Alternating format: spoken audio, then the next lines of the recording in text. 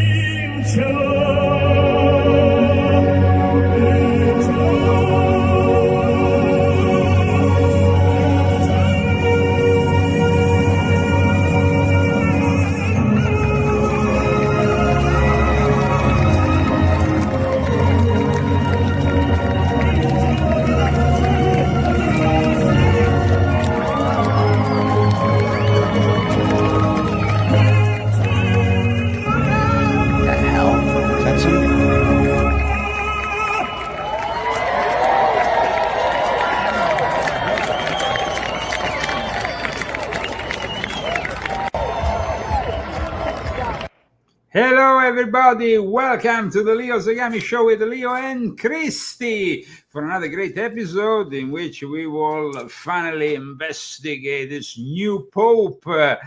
People were doubting Leo Zagami. Well, first of all, let's thank our sponsors and then we will go with the first Black Pope. And he's white. Oh, I'm sure he's not. Now, well, guys, there is some news that I definitely want to make public today, but as well as also the reality of the Jesuit who controls him and everything else that we have in this great moment. Turning point in history. You see, we have a white spoke Black Pope. It's not me saying it. It's actually what? Here we are. White smoke, Black Pope. Generally, you say Leo the 14th has a Louisiana African roots, and we discovered that his grandparents identified as black, and they were one from Haiti and the other one from New Orleans.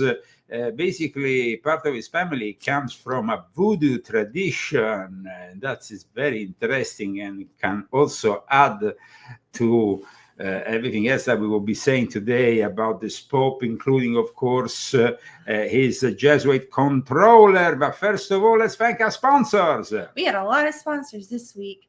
First, we had Alex, Aldo Rivera, Aaron Lesher, Daniel Estes, and Margarita Minta. Thank you guys so much. Now we're here for the month because of you. Thank you. Yes, that's the thing, guys. If you want to become sponsors of our show, you can do it, as they do also my Italian show. No, I mean, it's a way of supporting us. We don't do the webinar things that people were suggesting. We don't do that. What is the webinar? It's like where you make a thing and then people pay. Like, no, we don't do that because we want to be, public. So yes, guys. Maybe some people really can't afford, yes, anything. Absolutely. So. And guys, aside from being able to help us out, of course, with the GoFundMe and with the Cash App, I want to also thank those people who have made this book a bestseller this week. This is no joke, guys. It was a long time since I had a bestseller, and now I want to show you Leo Zagami in his bestseller format. Thanks to all of you, all the people who follow us. Of course, I've been giving a lot of interviews on a variety of channels, and I want to thank all those people who have guested me on their channels, making this new book, Volume 12 of My Confessions, History, Secret Societies and the Politics of the Jesuit, New World Order and the Luciferian Court, a bestseller, in several categories.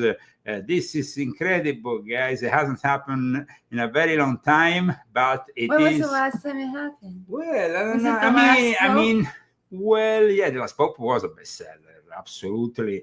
And after that, I guess Volume 7 was also a book that went very well. I think it reached bestseller status. We had also some success with Volume 8, but this is really going off the roof, as they say. They say off the roof. No, off the charts. Off the maybe. charts, off the charts, not up the. Okay. Please share this video. We are, of course, still in our modest settings. As you know, we have been removed many times from YouTube. We managed to survive. We are on X, but today, for some reason, in the last couple of days, Rumble is having some serious problems, and we are no longer able to broadcast on Rumble. That means that a lot of our audience today, half of our audience will not be following us. We might upload this, of course, later on Rumble. It's not going to be the same thing because it's not going to be live. But we really want to address this issue, probably a technical issue with between Rumble and maybe our streaming service. I really don't know. It's something that has never happened before. I know that Rumble went down. That's official yesterday. But then maybe they're still having problems. Maybe they're still having problems. However, guys, if you can please share this video on your social networks, that at least will give us some visibility. And of course, we had last week's video that reached a few thousand. I mean, we had a great success. We also had an increase in our subscription. So that's also very good. But of course, this week was the week we saw the Pope, and it wasn't the Filipino Tagle, it wasn't an African Pope, but it's just as insidious and even more woke.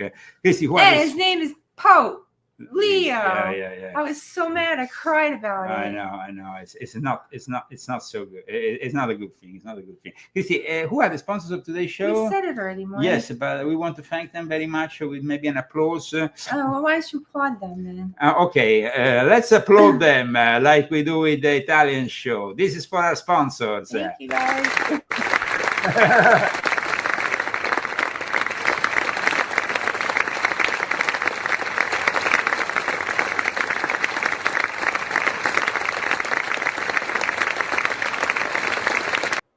Thank you so much for supporting our show, and we will proceed with the news that, of course, is exclusive to this show. I mean, I give a lot of interviews. I, of course, talk about my new book, which is based on the Jesuits, and the Jesuits are behind this Pope. And there is a character I've been talking about in this book in particular called James Martin. He is Pope Leo XIV's Jesuit supervisor, just as Father Lombardi was Joseph Ratzinger, Jesuit supervisor, as I mentioned in this book. And just like, well, of course, Pope Francis couldn't have a Jesuit supervisor because he was a Jesuit himself, so he went directly to the Black Pope. But we want to know more about this supervisor of Pope Francis, and we want to also know more about the way the media has orchestrated this whole thing, because this is a fiercely anti-Trumpian Pope who has been tweeting since Trump was running for his primaries against him. Yes, it's true. He actually was voting in the primaries of the Republican Party, but this guy was voting Jeb Bush, who was a Catholic and a Knights of Columbus, who, as we know, lost, and he was a very bad choice if he ever came to power, that Jeb Bush. Ooh. In any case, in the last 2 days, since the election of this new pope, all the various anchormen, have all been in Rome, and David Muir from ABC with his famous show, which is the mainstream news here, the most watched in America. They say that. I don't know if that's the case, but in any case, I want to show you how James Martin, the Jesuit supervisor of Pope Leo, was behind the scenes from the very first minute, giving advice to ABC and David Muir. Check this out, it's very important. Breaking news here at the Vatican, the American Pope. Oh, yes, breaking news, the American Pope. And soon after that, you have the usual things that are said. But then at one point into the discussion, we have the arrival of James Martin. And for those who don't know who James Martin is, I'm going to soon present this character who, like I said, is a protagonist of my latest book. So it's important that we analyze who James Martin is. I'm, of course, finding the actual spot where he was. Just a second. Here he is. James Martin arrives. And remember, guys, he's not there by coincidence. Now I'm going to show you the story of this Jesuit who has been supervising the rise of Pope Leo XIV for the last few years on behalf of the Jesuit order. So this is an exclusivity. I mean, I'm bringing you behind the scenes on the Jesuit controllers of Pope Leo. And so I think that is a good thing, so people can finally understand who is behind this new Pope, who is an Augustinian. Like I said, he will not be of the Jesuit order, but he will be controlled by the Jesuits. Peru, where he helped the poor. And today, he sent a message to the world in choosing to go by Pope Leo XIV. The choice of Leo XIV, everyone looks to that name to try to figure out what kind of message the Pope is trying to send from the very start. And what do you make of it? Historically, it's a name that would signal his alignment with workers, labor, and the poor. And that's going to be his outreach from the very beginning. Certainly that's his intention. I mean, he can expand that, but it's a real solid sign that that's the way he wants to be identified at the beginning. We met this husband. Now, that is the first time we see Father James Martin, who is editor-at-large of the American Jesuit Review, which I explain in this new book, Volume 12, My Confessions. This is the main propaganda tool of the Jesuits here in the United States. They're the ones who have launched Alexander Ocasio-Cortez. They're the ones who, of course, promote everything that is anti-Trump, anti-MAGA, pro-immigration, open borders, transgenderism, climate change. Remember that in this book, I also explained the history of the climate change lie from the end of the 60s with Padre Pedro Arrupe, the creation of the eco-Jesuits.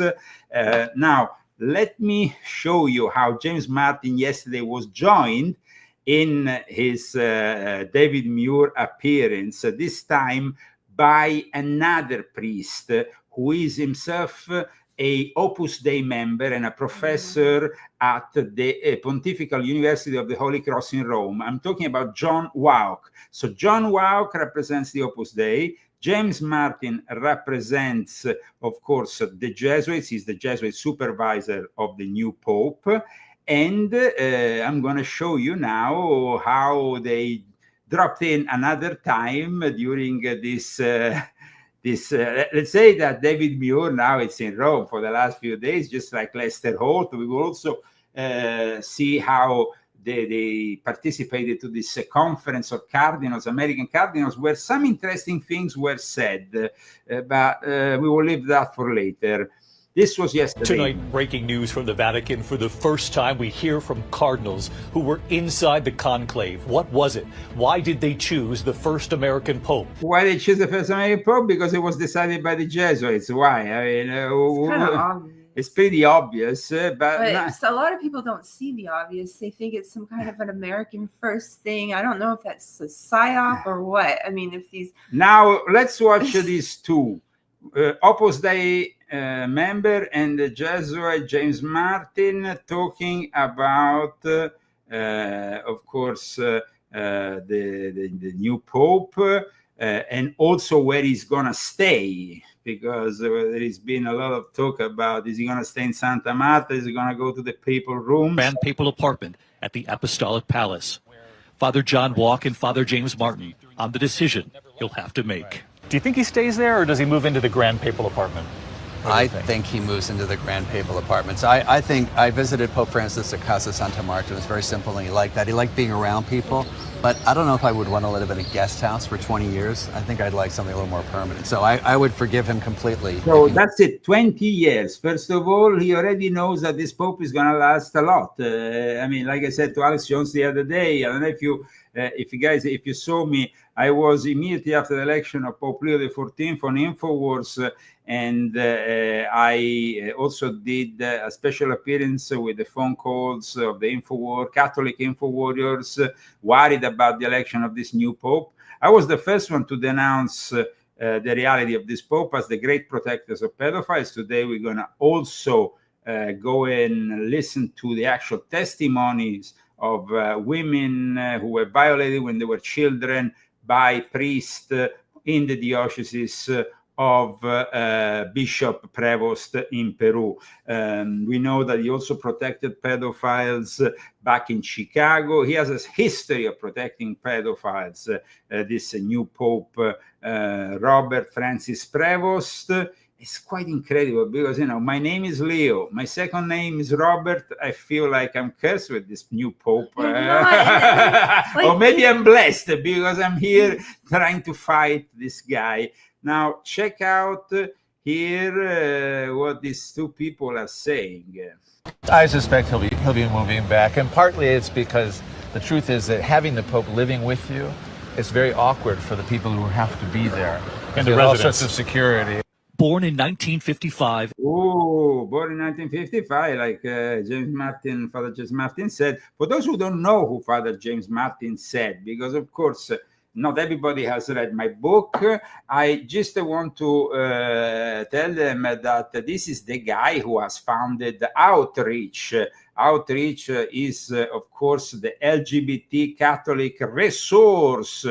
Much for a conservative. He's not a Pope. conservative. Well, he's not a conservative Pope. Anybody who says that is a liar. This Pope is, of course, anything but conservative. James Martin has been working for him behind the scenes for a number of years, and I have the evidence of it in even a photo that was posted by the same James Martin a few hours after, actually 1 hour after the Pope was elected. On his Twitter account, James Martin posted this very important photo, which shows, of course, what they have been doing behind the scenes. This is the future Pope Leo. This is, of course, Father James Martin, the Jesuit supervisor of the future Pope. He posted this photo on his Twitter account. Let me see if I have it here to show you. It's not this one. Let me see, here it is, in which he says himself, our synod table last year. So I'm showing you the evidence rather than just speculating. If you want to know more about how the Jesuits have rigged the Catholic Church, you need to get the bestseller, Confessions of an Illuminati, Volume 12, Secrets of the Jesuits. They are all here in this history, secret societies and the politics of the Jesuit New World Order and the Luciferian court. As you can see, Christy, what does it say there? Our synod table from last year, including on the far right, the modest, reserved, and highly intelligent man now known as Pope Leo XIV. Remember, guys, this is his Jesuit controller. In fact, for years he's been promoting him behind the scenes. And there is a post that James Martin made of an article on American Magazine, which is the official Jesuit review, the official Jesuit magazine here in the United States from 2023. What is it saying here, Christy? News. A U.S. Augustinian, former head of the Augustinian order, and a bishop with extensive experience in Latin America appointed to an important role in the church. Pope Francis tapped Chicago-born bishop to lead the Vatican department that evaluates new bishops. That was when he was brought to Rome. He will be nominated cardinal. This year he was then nominated Cardinal Bishop, so even further into a possibility of becoming a papal subject. During the conclave, Cardinal Tagle didn't manage to get enough votes because there was some opposition to a cardinal openly aligned and working with the Chinese Communist Party, but rather they prefer a cardinal who was both supported by the World Economic Forum like Turkson and the Chinese Communist Party, because you will see Pope Leo will not do any changes to the Vatican-China deal, that's for sure. So now we have understood in the first 20 minutes of a broadcast who is controlling the Pope. I've actually shown you James Martin. I've also shown you how he has the support also of the Opus Dei, which is another very important element in the today's Catholic Church, known as, Licio Gelli used to call it the Freemasonry of the Church. And of course, we know there is the full support of the Democratic Party, of people like Barack Hussein Obama and the wife Michelle, who have immediately tweeted in support of this Pope.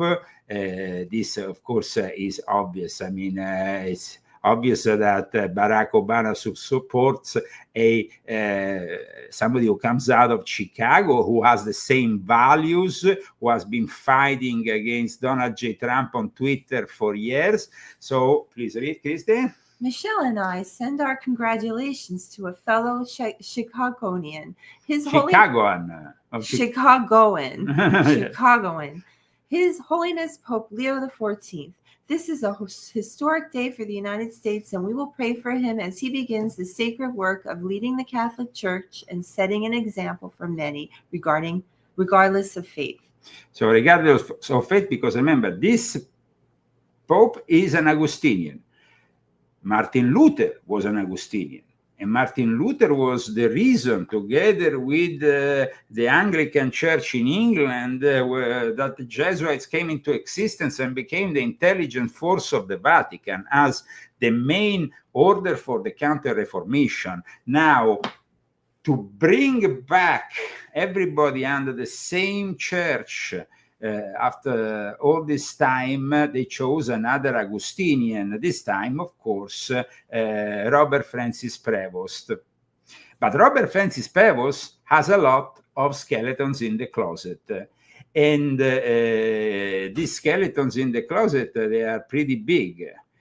So what happened in the last few hours in Rome is pretty epic, because there is an organization which has fought for many years. It's the Survivors Network of Those Abused by Priests. It's an organization which has been able to do a lot of things, but of course, they have been ostracized by the popes, starting from Ratzinger, who didn't really want to do much. Then, of course, Francis was forced to do a little bit more, but he still didn't do much. In fact, in my book, I say Robert Sosa, the Jesuit general, immediately after the death of Pope Francis, said that, oh, well, Pope Francis wanted to do something, but he didn't manage.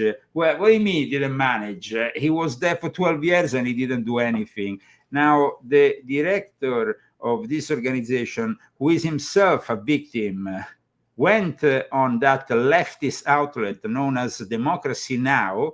And ended up having even an argument with the journalist from the Catholic News Agency, but he himself is a leftist. Remember, guys, what I'm about to show you is a leftist outlet in which they have to admit that even if they like what Leo stands for and they dislike the MAGA policies and Donald J. Trump, they have to admit that Prevost has been covering up for pedophilia.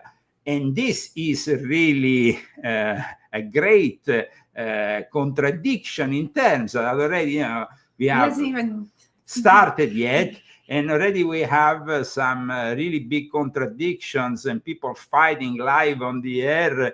I repeat, democracy now is a leftist outlet. And it's a leftist outlet that, of course, we will never encourage you to view in any way, shape, or form with a typical gray hair leftist witch. But what happens during this show is very relevant. So check it out. Depends on a free press. Please support our independent journalism at democracynow.org/give. I want to bring our next guest into this conversation. He's back in Rome, Italy, Peter Isley. He is a survivor of sexual assault by a Catholic priest as a 13-year-old boy growing up in Wisconsin. Peter's one of the founders and global affairs chief of SNAP, Survivors Network of Those Abused by Priests.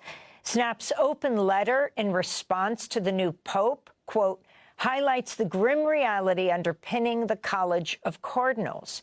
Many who voted in this conclave actively shielded abusers, and many who will be appointed to the curia under this papacy bear similar stains, they write. Peter Isley, can you talk about your organization's very grave concerns about Cardinal Prevost being elected a pope?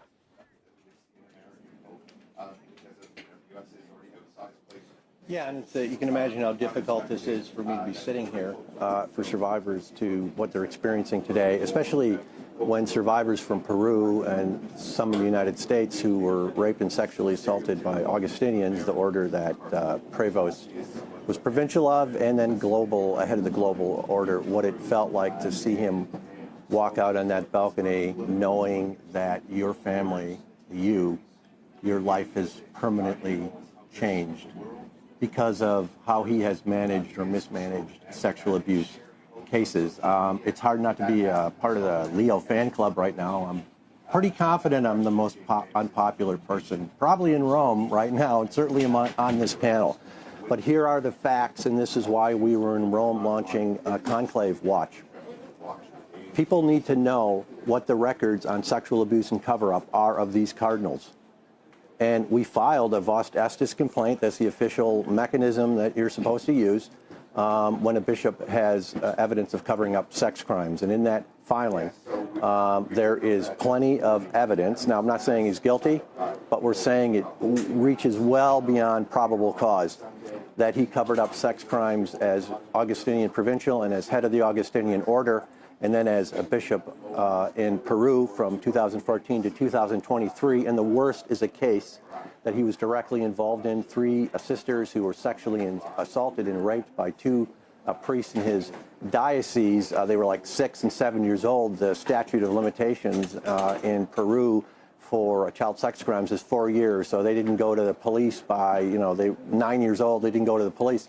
But they did it, and one of them admitted it. He admitted to the church that he committed these heinous, awful crimes against these girls. And what Prevost did with that information is that he didn't launch it and give it to justice officials, say in Peru, to find out if there's any possibility of prosecution. He took that criminal evidence, like they do all around the world, and he shipped it via diplomatic pouch over here to the Vatican over here. What are they doing with it? And that case was closed because of the civil statute in Peru. The man has sexually assaulted children. They were left in ministry. These victims had to go public. Imagine the courage of these 3 women. They didn't get to read the gospel today or whatever what happened over there, but these 3 women raped and sexually assaulted by 2 Peruvian priests. Prevost, I'm sorry. I hate saying this. The evidence is that he covered up these crimes. Peter, I wanted to go to a clip. I wanted to go to a clip, by the way.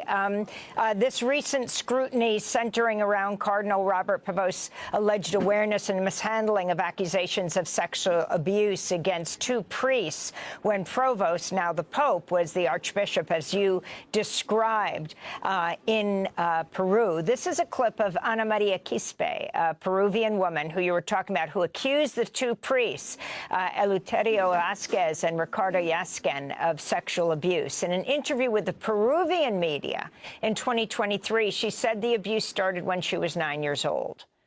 Lo que me pasó a mí fue alrededor del 2007. Yo en ese entonces. What happened to me was around 2007. At the time, the priest would invite us to celebrations, to go on missions, to pray the rosary with him, or to Mass. He would insist on having youth go on missions with him, to rural regions in the mountains. After so much insistence, my parents agreed because the priest and I were really close. When it was time to go to bed, he ended up sleeping with me. It was something I didn't expect, and it was very uncomfortable. Con respecto a Ricardo. In regards to Father Ricardo Yesquin, I attended a youth missionary group with him. Allí pasa que. I was standing in line to greet him when he kissed me. He sat me on top of his legs and he kissed me. So there is the clip of Ana Maria Quispe, the Peruvian woman accusing two priests of sexual abuse. If you can talk further, Peter, as you sit there in Rome, what your demands are at this point, and if you've ever spoken to the current Pope, to Pope Leo XIV. No, I've never spoken to him. I don't know if any survivor has spoken to him. He hasn't tweeted anything from survivors as far as I know. I mean, here's what we wanted from him. Here's what he needs to do. One, he needs to pass, not a policy, a law, a canon law. That's what governs the Catholic Church. A zero-tolerance law. And what that means is simple.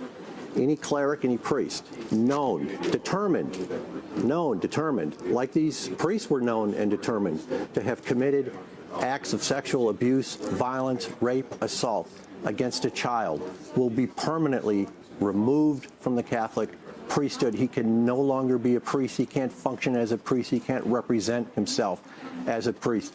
That zero tolerance right now around the world, you can be a bishop, you can have priests, and they know of these priests who have raped and sexually assaulted children, and you can stay in the ministry, you can transfer them to new assignments, and that's perfectly legal under this church law.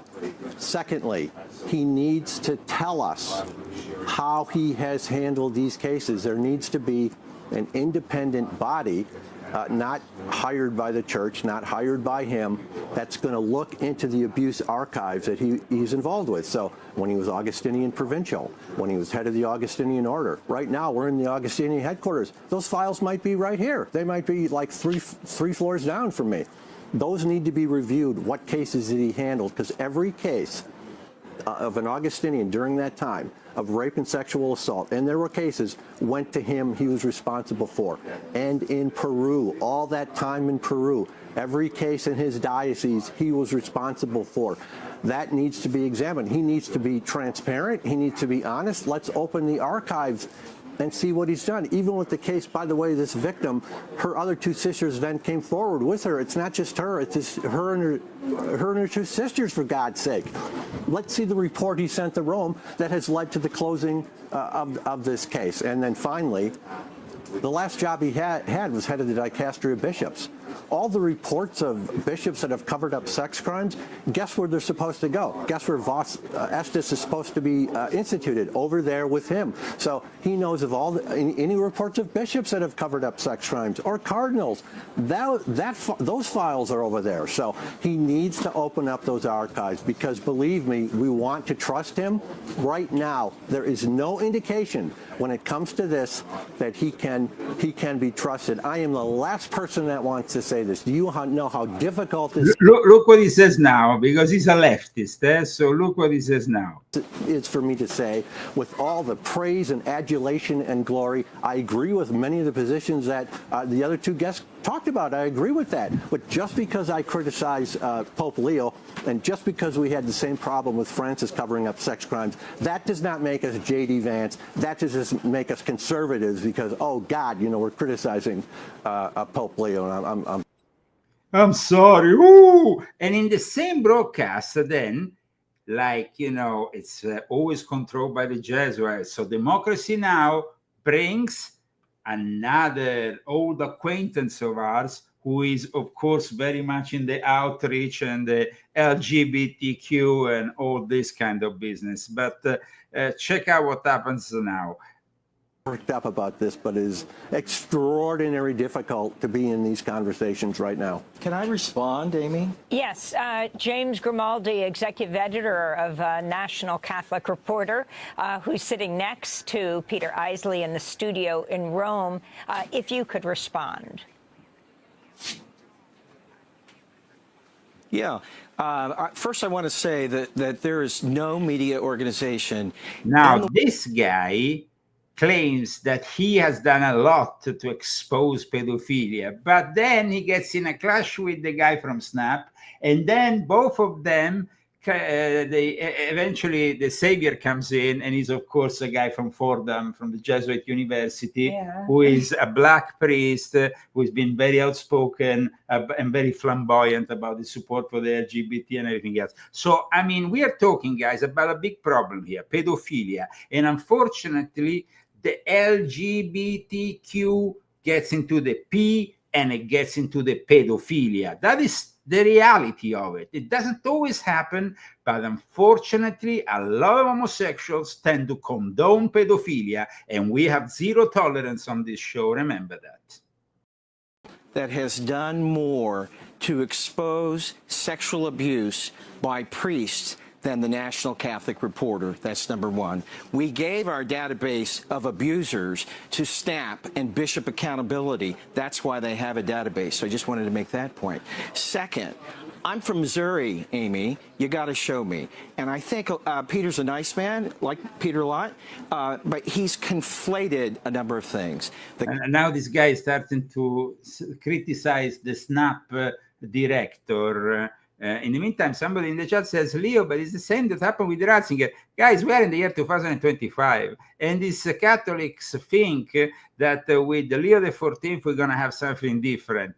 So let them clarify from the start that if they all read volume 12 of my Confessions, which at the moment is a bestseller, they will know there will be no change. They will already know the fate of the church. That's why this book is number one, and you need to purchase it now. History, secret societies, and the politics of the Jesuit New World Order and the Luciferian court made of Freemasons, think tanks, Illuminati. People always told me, who controls the Freemasons? Who controls the Illuminati? Well, finally, you have the answer with volume 12. And it's not a conspirational answer. It's an answer based on fact. This book has 5 stars, has not been debunked, and is number one in his history of religions, essays, historic essays, is a book you need to purchase now. That he's talking about are horrific. They're awful. Those priests should be banished from the Catholic Church. We agree on that. No question whatsoever. The question that I don't have, the evidence that I don't have, and when I met Peter the other night, I asked him to send it to me. And in fact, I emailed him the next day and I said, give me that evidence on Prevost, because he was on our short list. We thought he could become the next pope, and I didn't get a reply. Now, he's here in Rome. I didn't have his card. I sent it through their website, so it could be that for whatever happened, and a million things going on, and I'm running a team of 7 people, but I'm still eager to see the evidence, because you got to show me that his fingerprints are on a cover-up, and we don't have that. Third, I agree with a lot of that he just said, and we don't know if Pope Leo is going to agree or not. I hope he does, because I am a lifelong, as you know, Amy, after having exposed Jack Abramoff, the corrupt lobbyist, I'm all in favor of transparency and openness. And Francis made some steps in that direction. Did he go far enough? No. Could Pope Leo go further? Yes. Could, you know, I'm with Peter. Let's go downstairs and look through the archives. I love archives. If those archives are here, they should open them up. I want to see exactly what happened. So all of the things he's talking about, and the canon law change, which he mentioned to me the other night, I think this is a great idea. We have no evidence yet that he isn't going to do that. And I agree with our priest friend that we had on a minute ago. You know, something he said 13 years ago, how do we know it hasn't changed? I mean, people's minds change. As you know, Amy, as you know very well, Amy Coney Barrett allegedly told Senator Susan Collins she would not overturn Roe v. Wade because she believed in stare decisis. How did that work out? Well, people changed their minds, and we don't know what's going to happen with Pope Leo. So I would say wait and see. Don't listen to what they say. Watch what they do. So I'm going to give you right there, Peter, the last 30 seconds, and then to Father Brian Massengale for a final comment here. But what I want to do is have the two of you back on as you review the evidence, because this is obviously an ongoing conversation, Peter. Did you hear the victim talking? They did an open letter. Do you know what guts it took to put their names on a letter that they released to the public with their names on it? They're the ones that said they went to Prevost. Let's see the report Prevost sent. I am talking and believing the victims. Their accounts are completely consistent. I believe the victims too. Please let me finish, sir, okay? And you never sent me the email. Here it starts, you know, the controversy. What do you think about it? I think it's hideous. I mean, I think it's every person that has God should always want to protect the children, and you know, it's just a shame that it has to be like this. And it's a shame that then they actually don't even manage to support the survivors of these abuses. And that the guy says, oh, we are the #1 Catholic news agency in exposing the whole thing, but you haven't given me the evidence of this and that. Because I mean, just for them to come out, like the guys, like the other guys said, you know, just for them to come out and do it against the church is very, very, takes a lot of courage to do that. Absolutely. And a lot of times it's in these small countries where the church is really, really big. Powerful. Yeah, powerful, like in powerful. Peru. I mean, you're talking very powerful. You're gonna end up dead if you go against the church in those kind of countries. Yeah, it's like a mafia there. Absolutely, so, absolutely. Yeah. So let's continue and see what happened here. Okay, fine.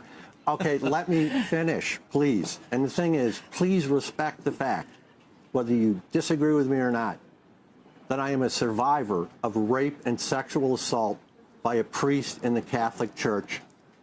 And what I'm thinking about is that young lady in Peru and her sisters and what they are going through right now, seeing the praise and adulation of this man. He covered up those crimes in Peru. There's plenty of evidence for an investigation. He did it in Chicago. And this is court records. He put 2 priests in residences, one next to a high school, pedophile priest, one next to an elementary school, pedophile priest. He didn't even tell the parents of those children or the principal of that school, I've got a pedophile priest like 1,000 feet away from your school, okay?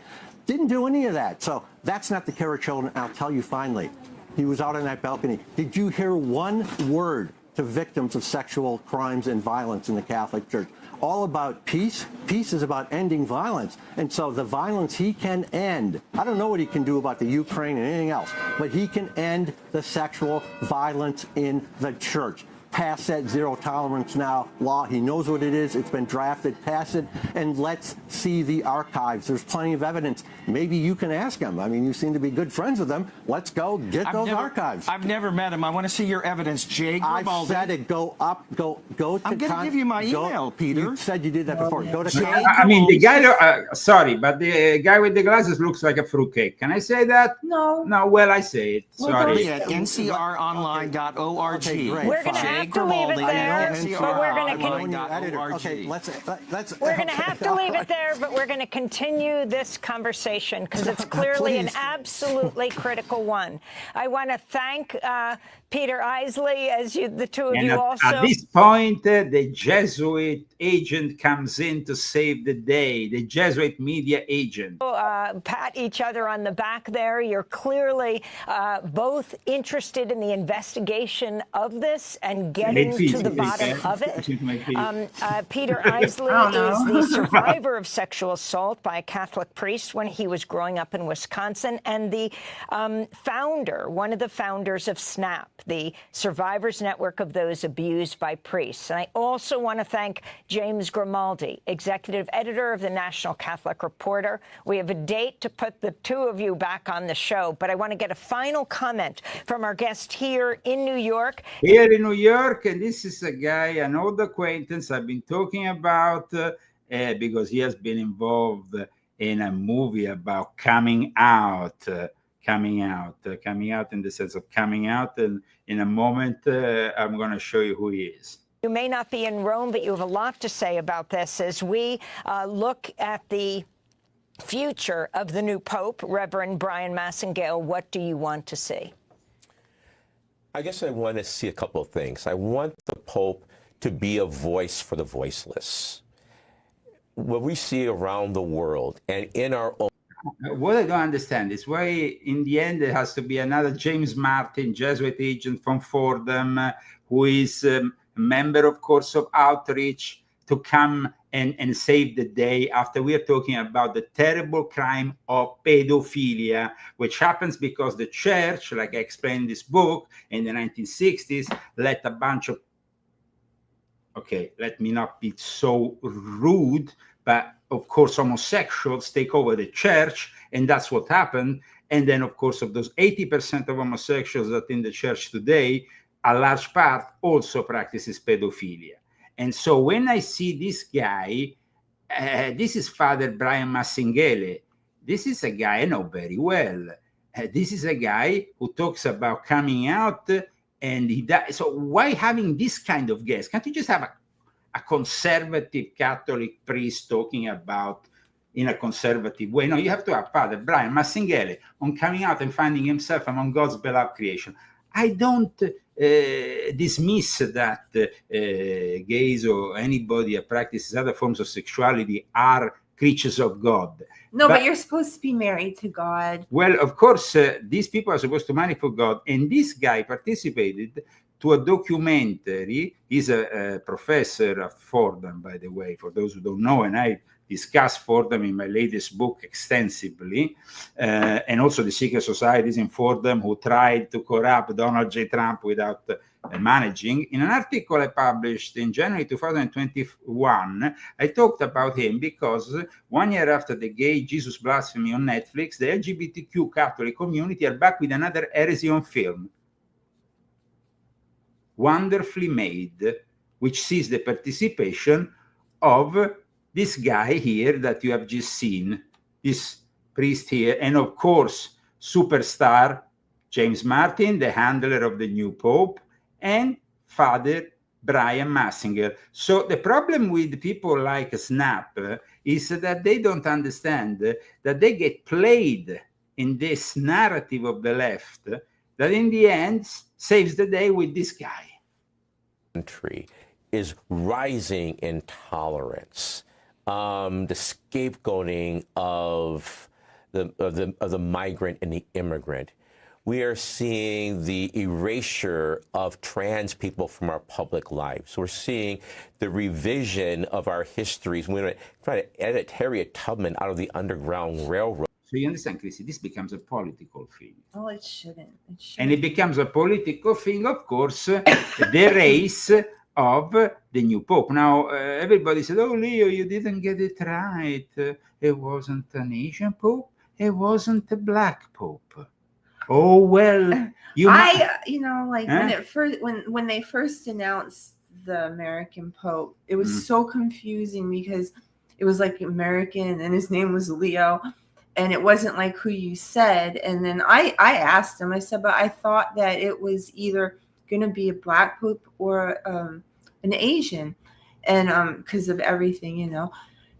And then, like, in that moment, I'm like, oh, my God. When you started to tell me, you know, like, about him and who he was, because I didn't know who he was, you know. And then he started to tell me, I was like, he's worse than Francis. And he's guys... worse. His grandparents come from a long line of voodoo priests. Fascinating. Records show that Pope Leo also has black family roots in New Orleans. ABC News uncovered U.S. Census records from the early 1900s that shows the first American pope's family tree. Both of his maternal grandparents identified themselves as black or mulatto in several census documents. His two aunts also identified as black. On their marriage license, his grandfather listed his birthplace as Haiti. However, his birth records show he was born in Santo Domingo, Dominican Republic. The birth records of the Pope's grandmother show she was born in New Orleans.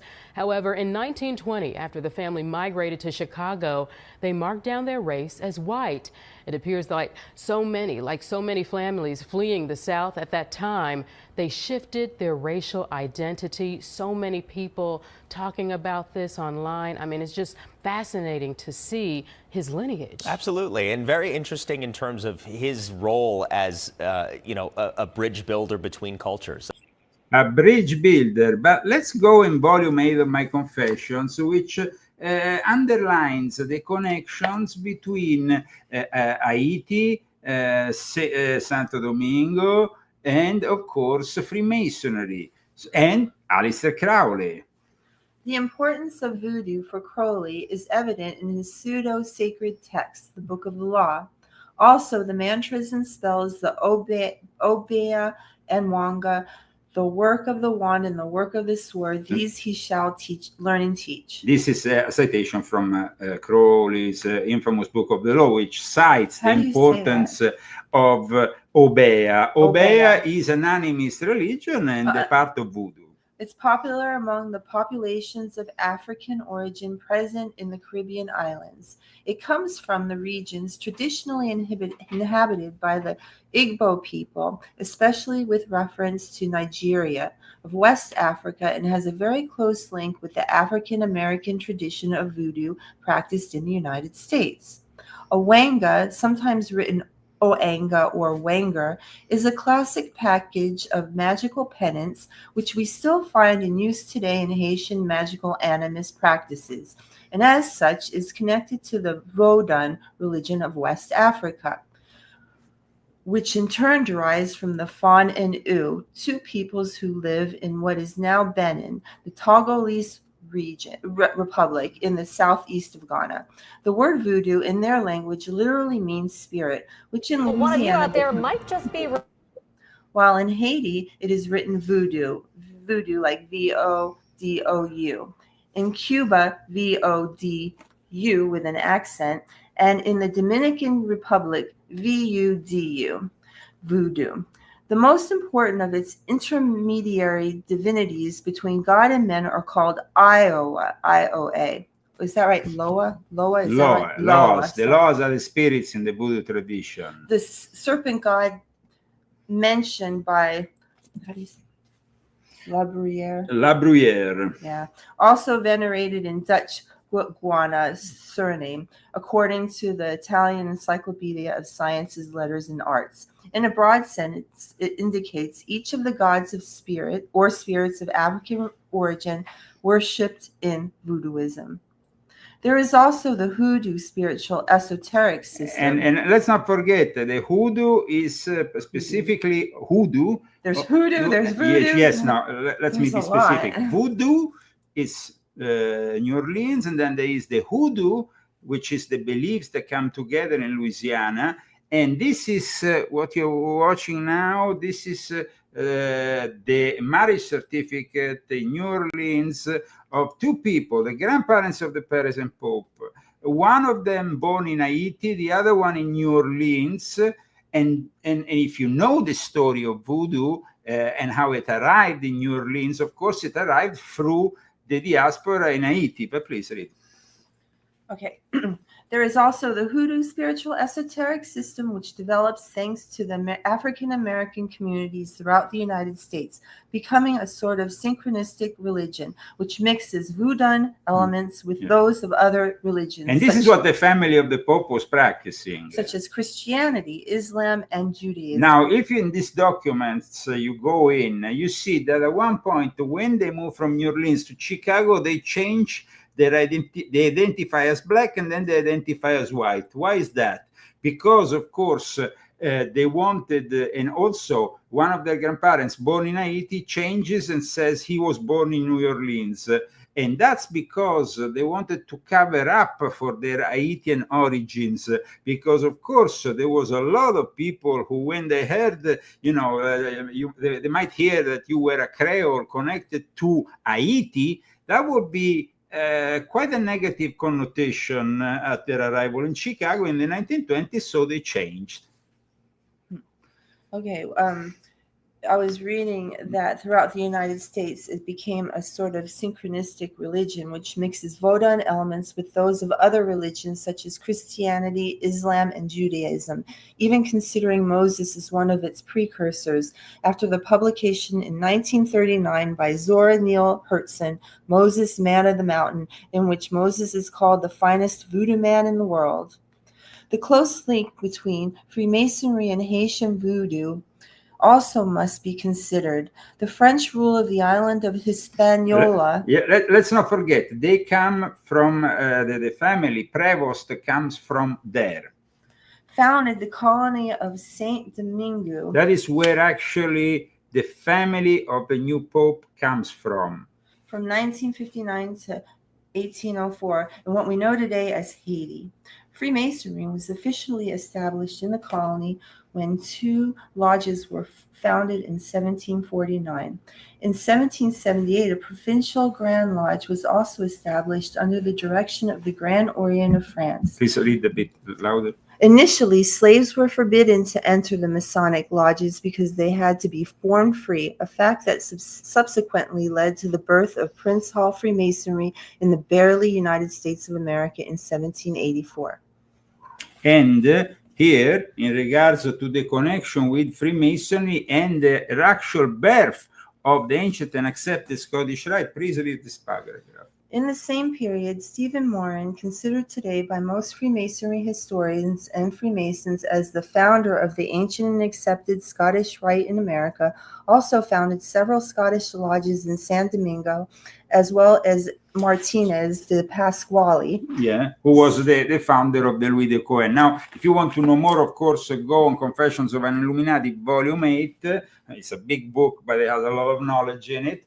But as I explain also in this book, then there is the connection with the Jesuits. You see, the connection here is between French Freemasonry, which was Jacobite, was supporting the Catholic cause, the island of Haiti, which was still a French colony until their independence. The moment in which the independence happened, the people who were closer to the French, like his family, had to flee and go to New Orleans. That's how voodoo became then Louisiana voodoo. So this is really, I mean, his story is really immersed in the history of Louisiana voodoo, because Louisiana voodoo, also known as New Orleans voodoo, is part of that African diasporic religion, and it is part of the moment in which aside from, of course, being a French, it was sold by the French after to America, the whole state, and that's the symbol. Let's go and see the emblem of this Pope, Christy, because it's actually all there in the emblem of this Pope. People, they when they see the emblem of a pope, they don't really analyze it, but we want to analyze it here. As you know, Leo Zagami is an expert on symbolism, and so here we have the Fior-d'Ali, and the Fior-d'Ali is connected to France, is connected to the Medici queen from Florence, and then so it has a Florence connection. Mm-hmm. It's connected to, in fact, the Priory of Zion, and it's connected to as a symbol of New Orleans, mm-hmm. the Fior-d'Ali. So we have the Haitian Revolution in the early 19th century. Many migrants, like the family of this Pope, fleeing the Haitian Revolution, arrived in Louisiana, bringing with them Haitian voodoo, which contributed to the formation of Louisiana voodoo, practiced primarily by Black people like the family of the present Pope, with some involvement. Voodoo spread up to the Mississippi River and the whole of Missouri. And then you have another symbol, though, which I have discussed in volume 4 of my Confessions. This is another symbol of great importance. Sacred Heart? The Sacred Heart, yes. I actually discussed it in volume 4. I don't know if I have volume 4 somewhere here. I need to find volume 4. Let me see if I can find it without having, creating too much of a mess. Here it is. Okay, guys.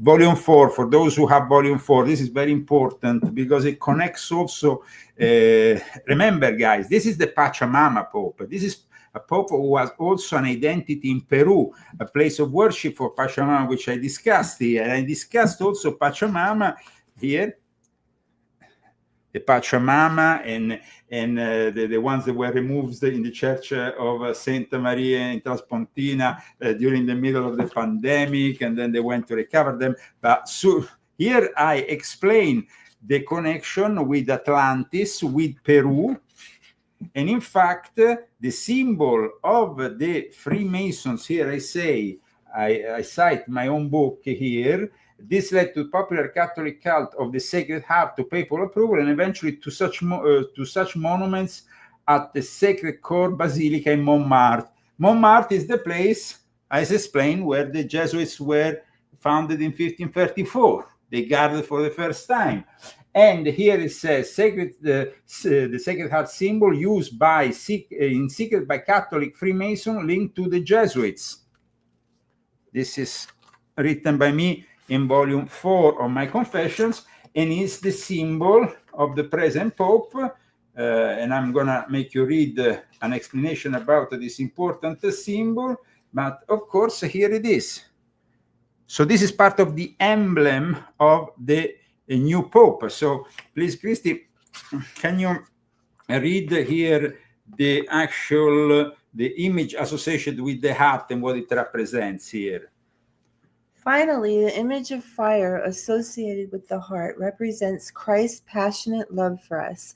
One 19th century French devotional card has these words arched above the Sacred Heart. Voilà, you're French. French is better. Okay, here you mean voilà or secours qui attend aim les hommes. Not that great. Voilà, secours qui attend aim les hommes, which means here is the heart that loved men so much. Now, the arrow, which instead symbolizes also, this is all about the Sacred Heart that constitutes the climax of divine self-revelation, showing us the depths of God's love for us in their interpretation. Please read this paragraph here. One traditional account offers this interpretation, describing those who are devoted to it. They saw the crown transferred from his head to his heart. They felt that its sharp points had always pierced theirs. They understood that the passion was crucifixion of a heart, the heart of the gospel. So this is the traditional religious interpretation, but of course then you have the more Jesuit New Age interpretation.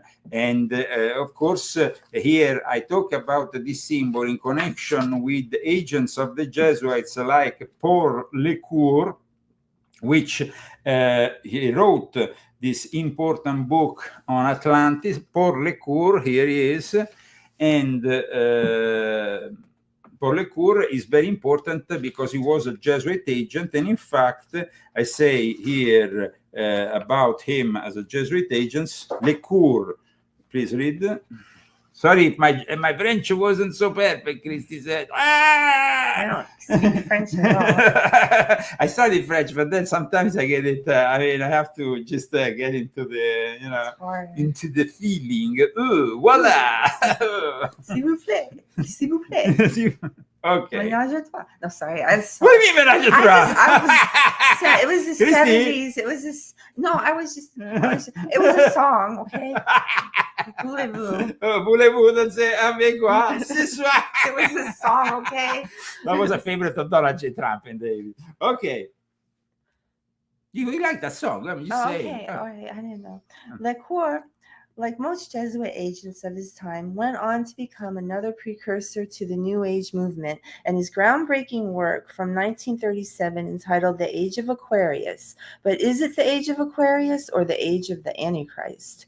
Given the end times rise of the New Age plague of the spirit and how it feeds into the plans of the Antichrist, New Age leaders and channeled demon spirits are indeed laying out the basic agenda for a glowingly golden age of Aquarius. Peace, love, and brotherhood are its mottos that cunningly conceal the devouring face of darkness that is behind it all. Sadly, the people who are swept up in the Antichrist's powerful delusion will have little to no idea of the neo-Holocaust that they are helping to perpetuate. Okay,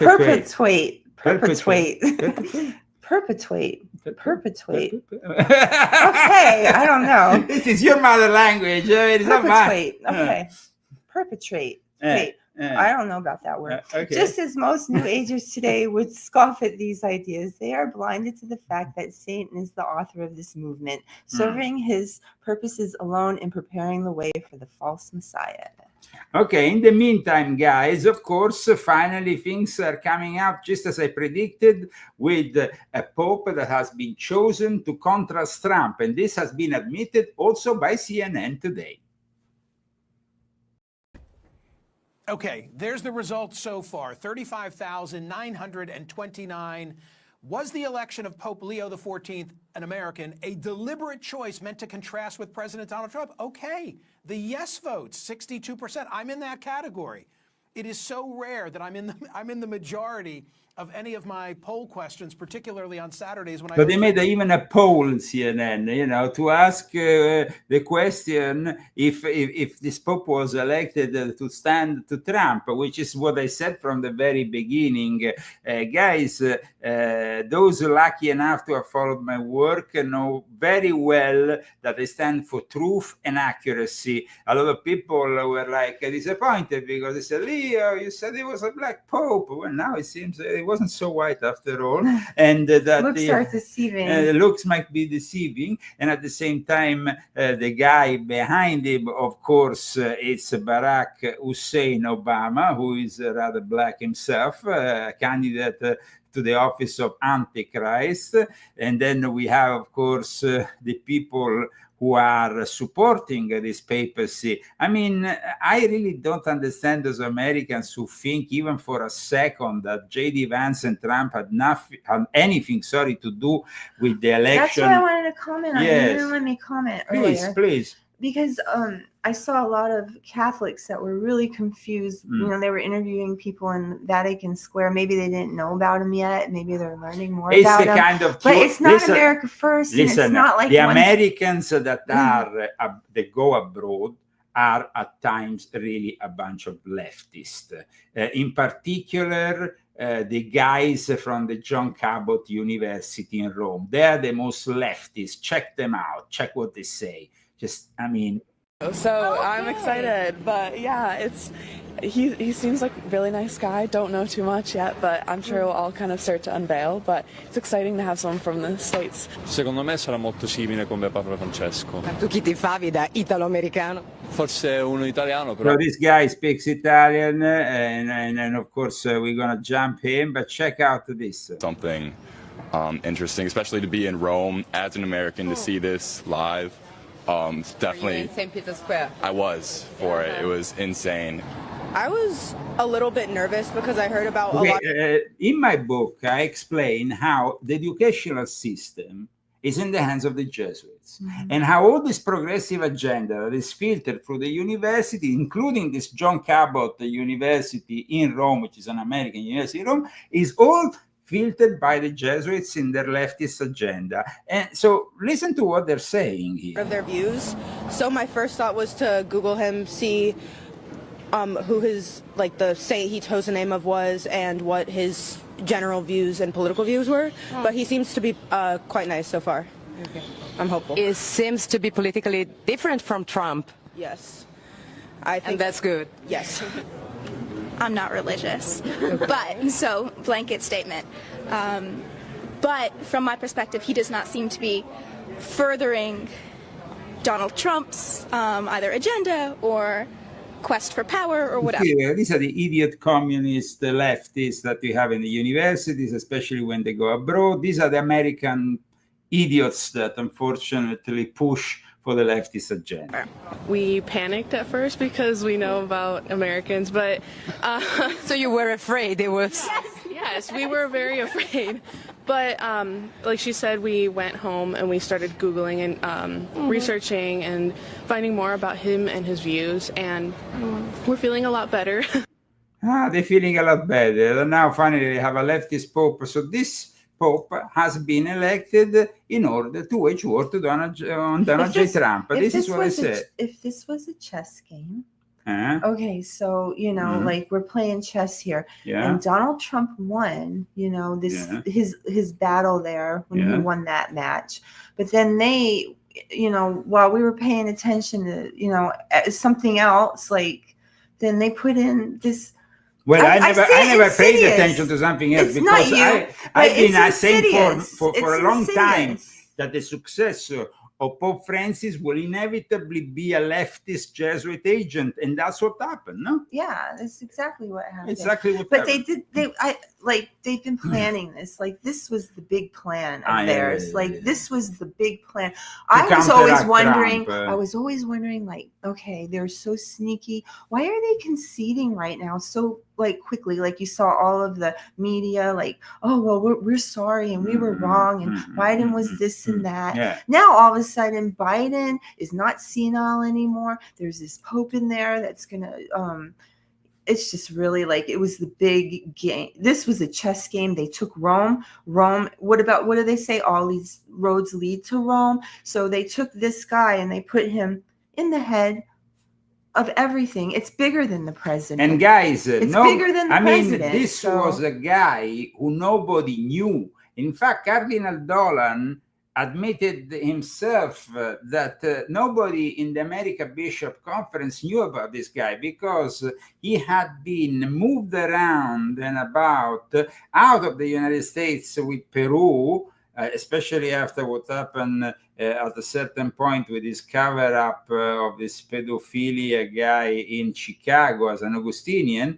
But then the Vatican, of course, and the Jesuits have their stronghold in South America. So obviously, if you are in Peru, in the home of the Pachamama, there with this, and you are with the dual citizenship, I mean, the fact that Dolan didn't know who this guy was means that the Jesuit prepared him. And I mean, in a way that nobody, even the American cardinals, could be prepared for what was coming. In fact, this is admitted by Dolan. Watch. So one of the cardinals who voted in the historic election of Pope Leo is New York's very own Timothy Dolan.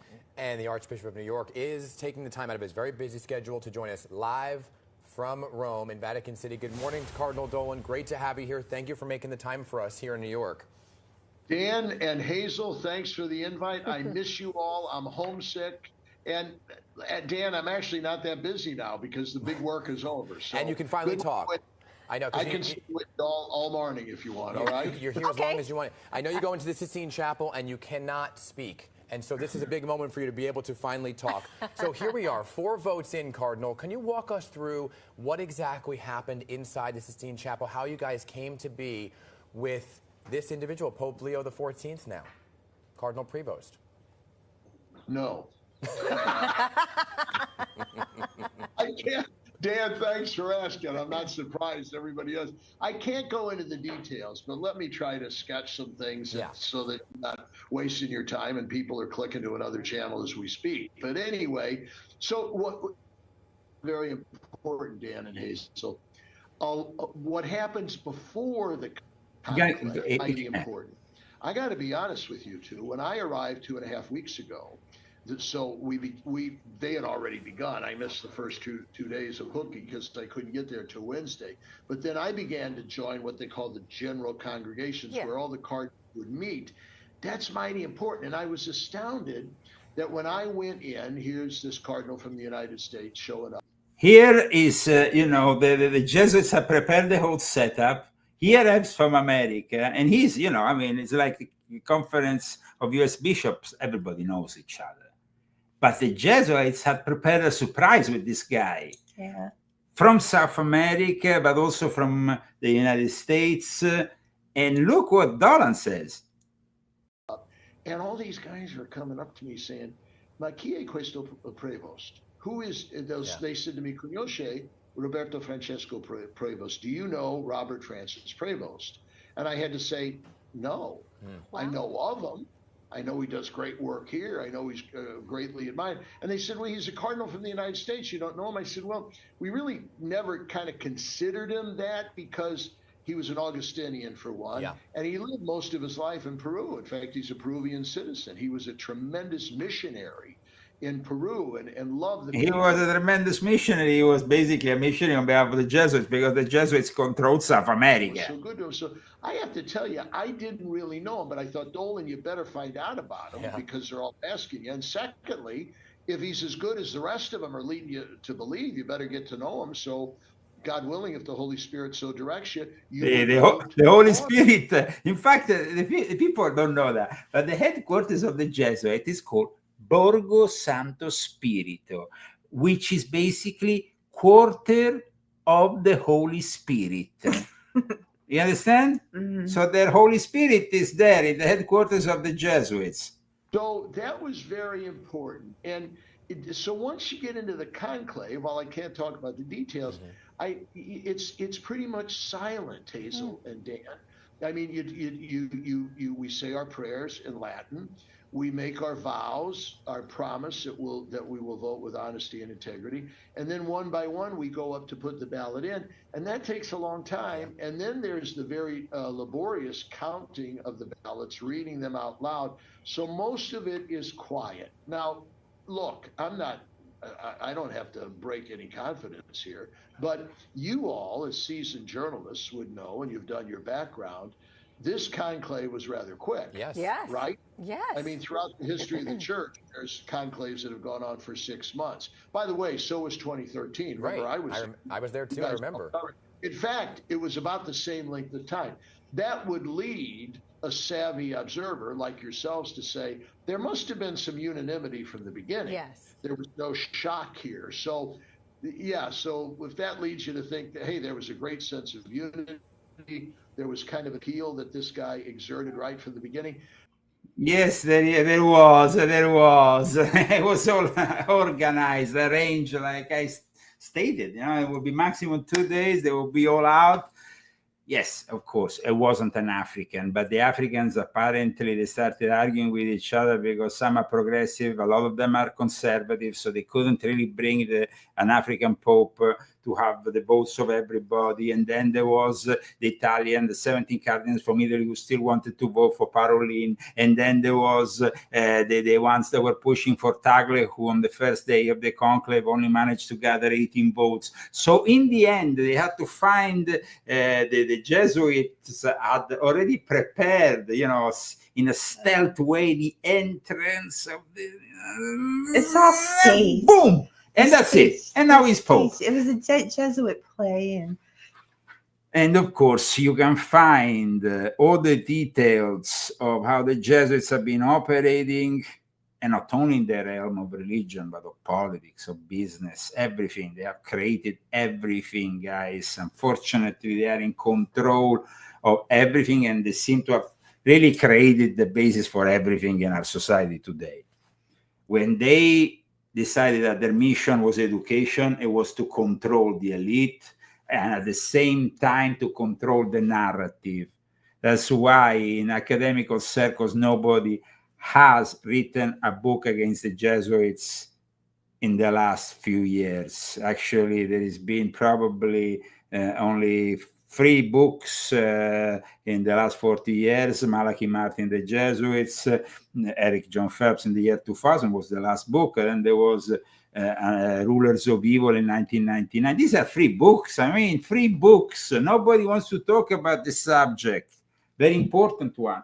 But let me conclude with another important subject that was touched by the American cardinals at the conference with all the various journalists, because I told you that it's all about food. And the dish this year at the conclave was gnocchi. Gnocchi, yes.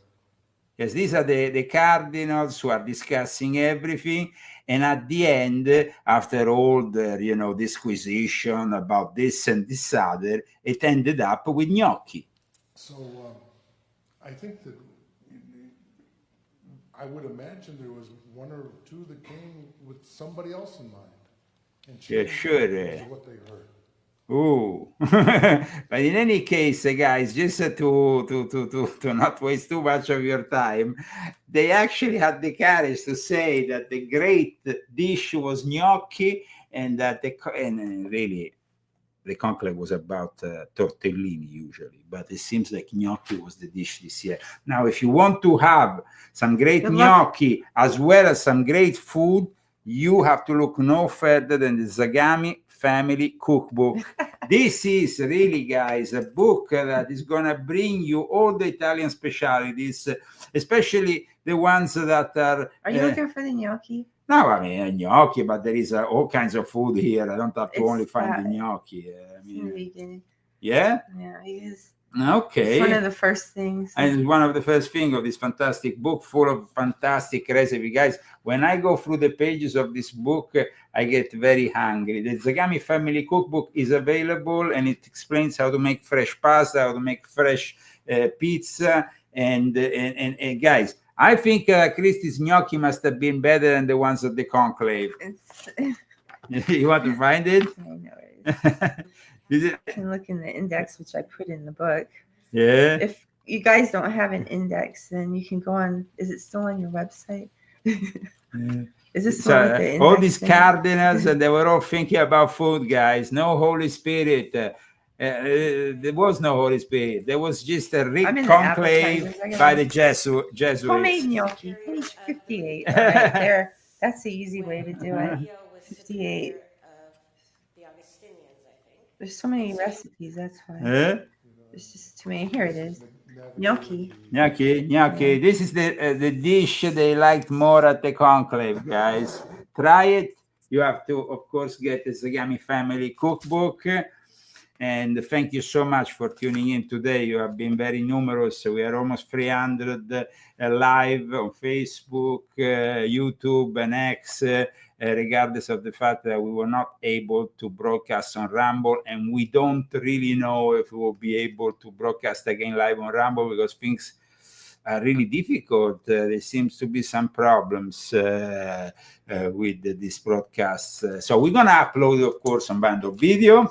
And hello to all the people on Band of Video. My show with Alex the other day reached over 300,000 people. And then it got like 1 million views on X. So yes, thank you so much for your support. So. Thank you so much for making my latest book a bestseller. And of course, we see you next week. Please thank our sponsors once again, because they've been very courteous and very kind. Daniel Estes, thank you. Aaron Lesher, Aldo Rivera, Alex, is that Alex? I don't know. It's Alex. Malgarazada Minta. Thank you so much. If you want to become part of the sponsors, you can do it anonymously, you can do it publicly, and we will, of course, read your name. You can just leave a note when you donate with GoFundMe, or when you donate with Cash App. You can find the Cash App handle on leozagami.com. At this point, we usually have the Italian rep, but you want to go back to Vincenzo vice versa. What do you prefer? I don't know, Maury. Okay, we can go back to our traditional track for the closure of the show. Please put a like, and of course share it with your friends and family. If you want to know more about these subjects, I always advise you to purchase my books. And take care, guys. Have a great week. And of course, if you encourage us more, we're gonna be here with you for an extra show, but that depends from you and from our sponsorships. Willa! In that time, our world has taken so many steps in the wrong direction.